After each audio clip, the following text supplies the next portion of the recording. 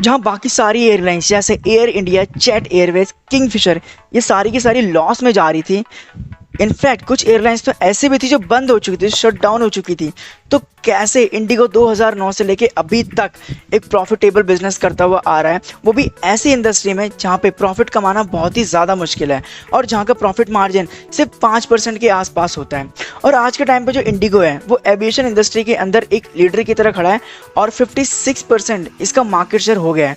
तो बेसिकली ये जो वीडियो है पूरी केस स्टडी होने वाली है इंडिगो के ऊपर। तो अगर आप इस चैनल पर पहली बार आए तो make sure subscribe to this channel and please hit the subscribe button so that आने वाली जितनी वीडियो होगी उसकी नोटिफिकेशन आपको ज़रूर पहुंचे। So without any further delay let's jump into the video.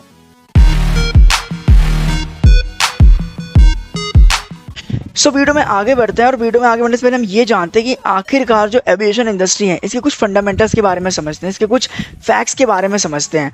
तो जो पहला है वो ये कि it's a high capital investment business. Yes, जो एविएशन इंडस्ट्री है it require thousands of crore of investment, बहुत ही ज़्यादा पैसा लगता है। और जो इसका जो मेजर कॉस्ट होता है ना इस इंडस्ट्री के अंदर वो फ्यूल में आता है। फ्यूल का जो कॉस्ट होता है वो तकरीबन 40 से 50% के आसपास आता है ऑफ ऑपरेशनल कॉस्ट, यानी कि जो ऑपरेशनल कॉस्ट है उसका 40 से 50% सिर्फ और सिर्फ कहीं ना कहीं फ्यूल में ही खर्चा हो जाता है।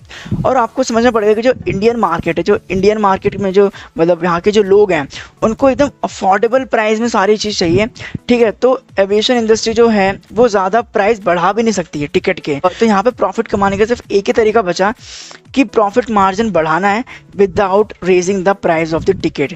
हम इस वीडियो में यही समझेंगे कैसे इंडिगो ने अपना प्रॉफिट मार्जिन बढ़ाया और जो प्राइस था वो नहीं बढ़ाया, बल्कि प्राइस तो बाकी कॉम्पिटिटर से कम रखा और प्रॉफिट मार्जिन भी बढ़ाया।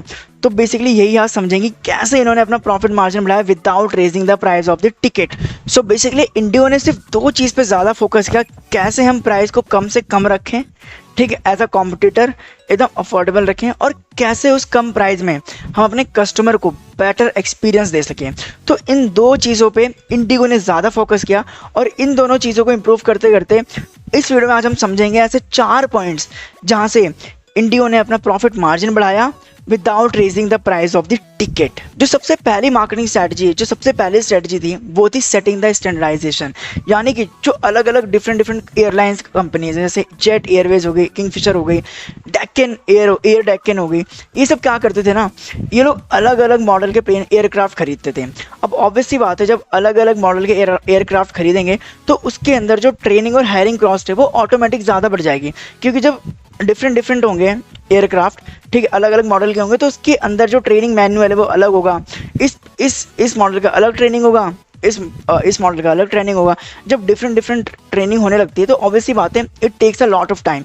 अब जहाँ पे टाइम ज़्यादा लगेगा तो automatic it increases the cost of the hiring and training as well.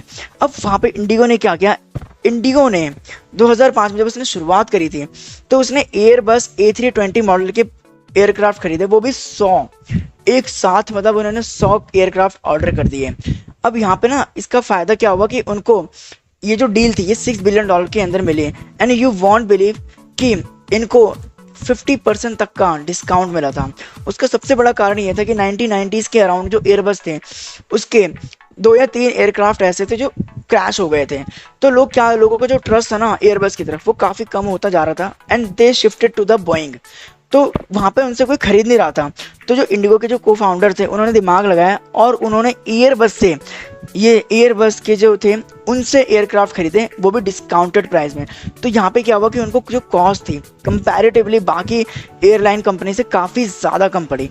अब इन्होंने क्या किया, जब एक ही टाइप का मॉडल है जो प्रोसेस था उसको स्टैंडर्डाइज कर दिया, यानी कि जो भी बंदा ट्रेनिंग करने आएगा वो यही सेम चीज़ सीखेगा, ट्रेनिंग होगी यही सेम चीज़ से इस प्रोसेस से गुजरेगा, ट्रेनिंग अगर हायरिंग होगी वो भी सेम इसी प्रोसेस से गुजरेगा। तो इस चीज़ को उन्होंने पूरा स्टैंडर्डाइज कर दिया। तो इससे क्या हुआ ना, जो टाइम है वो काफ़ी ज़्यादा बचा during the training and during the hiring, it automatically it decreases there cost. जो दूसरा पॉइंट है वो है रिड्यूस द ऑपरेशनल कॉस्ट। जो बाकी एयरलाइंस कंपनी जैसे जेट एयरवेज, किंगफिशर, ये सारी कंपनी क्या करती थी, फुल करियर सर्विस पे काम करती थी। यानी कि अगर आप ट्रैवल करोगे तो आपको क्या कहते हैं, आपको कॉम्प्लीमेंट्री मील्स मिलेंगे, आपको लॉन्च एक्सेस मिलेगा और आपको साथ ही साथ इन फ्लाइट इंटरटेनमेंट में मिलेगा। जब इंडिगो शुरू हुआ ना, जब उसने मार्केट रिसर्च करी तो उन्होंने ये पाया कि जो लोग हैं इंडिया में, या फिर नॉर्मली जो लोग इंडिया में ट्रैवल करते हैं और फ्लाइट के अंदर, वो इसलिए नहीं करते ताकि उनको मील मिले, उनको इंटरटेनमेंट मिले, उन्हें वो सब मिले। वो इसलिए करते हैं ताकि वो अपना जो टाइम है उसको सेव कर सकें, वो अपने डेस्टिनेशन पे जल्द से जल्द पहुंच सकें, इसीलिए वो लोग इसके अंदर ट्रैवल करते हैं। तो इंडिगो ने यहाँ पे क्या किया, इंडिगो ने कोई भी एडिशनल फीचर, कोई एडिशनल चीज़ें जो हैं वो प्रोवाइड ही नहीं करी। उन्होंने ना ही कोई एडिशनल लॉन्च एक्सेस दिया, ना ही उन्होंने कोई एडिशनल कॉम्प्लीमेंट्री मील्स दिए अपनी फ़्लाइट के अंदर, ना ही उन्होंने इन फ्लाइट इंटरटेनमेंट, जो इन फ्लाइट इंटरटेनमेंट की सर्विसेज है वो दी। इन्होंने क्या किया, जस्ट सिंपल रखा। इन्होंने सिर्फ इस चीज़ पे फोकस किया कि हम कैसे अपने कस्टमर का जो टाइम है उसको सेव कर सकें। अब डेफिनेटली जब ये इतनी सारी सर्विसेज एडिशनल कॉम्प्लीमेंट्री सर्विस नहीं दे रहे, तो definitely it will save the customer time, और जो फेयर का जो प्राइस है, जो टिकट प्राइस है, वो भी कम हो जाएगा। And again they save their cost. The third point is Indigo works on the customer pain point.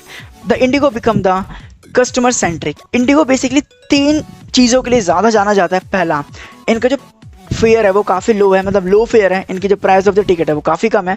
दूसरा, ये लोग, इनकी जो फ्लाइट्स होती है ना वो डिले नहीं होती, ठीक है, they are regular on the time. इनकी जो फ्लाइट्स है वो बहुत ही कम डिले होती है, अगर हो भी गई तो कुछ मिनट्स के लिए डिले होती है। अगर हम कंपेयर करें बाकी कॉम्पिटिटर्स एयरलाइन कंपनी से, तो इनकी जो फ्लाइट से ज़्यादा डिले नहीं होती है। And because of the point first and second, इनकी जो कैंसिलेशन ऑफ द टिकट है वो अभी बहुत ही ज़्यादा कम है। तो अगर मैं आपसे पूछूँ कौन सी फ़्लाइट आप ज़्यादा प्रीफर करेंगे, पहला, जहाँ आपको एकदम टाइम से पहुँचा रही है, आपको टाइम से पिकअप कर रही है, आपको टाइम से पहुंचा रही है आपके डेस्टिनेशन पे, या फिर दूसरी जो आपको लेट भी पहुंचा रही है, लेट भी पिकअप कर रही है आधा 1 घंटा, ठीक है, और साथ ही साथ आपको फ्री मील्स भी दे रही है, आपको एकदम लेविश वाली लाइफ फील करा रही है। Definitely you will choose the first option, because आपको अपने डेस्टिनेशन पे टाइमली पहुंचना है। तो इंडिगो ने जो अपने जो कस्टमर थे उनके पेन पॉइंट पे काम किया। They work and they focus on the one thing, that कि कैसे वो अपने कस्टमर का जो प्राइस है, टिकट प्राइस है, वो कम रखें, और कैसे अपने कस्टमर को टाइम तक पहुंचा सकें, ताकि कस्टमर के जो एक्सपीरियंस है वो काफ़ी बेटर हो सके। एंड जो फोर्थ पॉइंट है वो ये है कि having a greater turn around time. So सबसे पहले हम ये समझते हैं कि आखिरकार टर्न अराउंड टाइम क्या होता है। So basically it is a time taken by a plane to be ready for a next flight between the landing and take off. जो इंडिगो का जो टर्न अराउंड टाइम है ना वो 30 मिनट से भी कम है। एंड डेफिनेटली जितना कम टाइम वो ग्राउंड पे रहेंगे, ऑब्वियसली बात है उतना ज़्यादा टाइम वो एयर में रहेंगे। जो कॉम्पिटिटर्स हैं इनके, जैसे कि जेट एयरवेज हो गए, जो बाकी जो एयरलाइंस हैं, वो एवरेज एक दिन में कम से कम 8 से 10 घंटे ट्रैवल करते हैं, 8 से 10 घंटे वो एयर में रहते हैं। और वहीं इंडिगो जो है वो एक दिन में कम से कम 12 से 13 घंटे ट्रैवल करता है, 12 से 13 घंटे वो एयर में रहता है। तो आप समझ सकते हैं कि 4 से 5 घंटे वो ज़्यादा सर्विस प्रोवाइड करते हैं अपने कस्टमर को। And definitely it's add a profit in their business. तो अगर मैं इस पूरी वीडियो को कंक्लूड करूं, तो बेसिकली इस वीडियो में हमने जाना एविएशन इंडस्ट्री के कुछ फैक्ट्स एंड फंडामेंटल्स के बारे में। उसके बाद हमने जाना इंडिगो के बिजनेस स्ट्रेटजीज के बारे में, जहाँ पे हमने 4 पॉइंट डिस्कस करे। जो पहला पॉइंट था वो था कि कैसे इंडिगो ने एक स्टैंडर्डाइजेशन सेट किया। दूसरा, कैसे इंडिगो ने अपना ऑपरेशनल कॉस्ट को रिड्यूस करा। तीसरा, कि कैसे इंडिगो कस्टमर सेंट्रिक बना। एंड लास्टली हमने ये समझा कि कैसे जो इंडिगो का जो टर्न अराउंड टाइम है वो ज़्यादा है as compared to the competitor. So that's it for this video.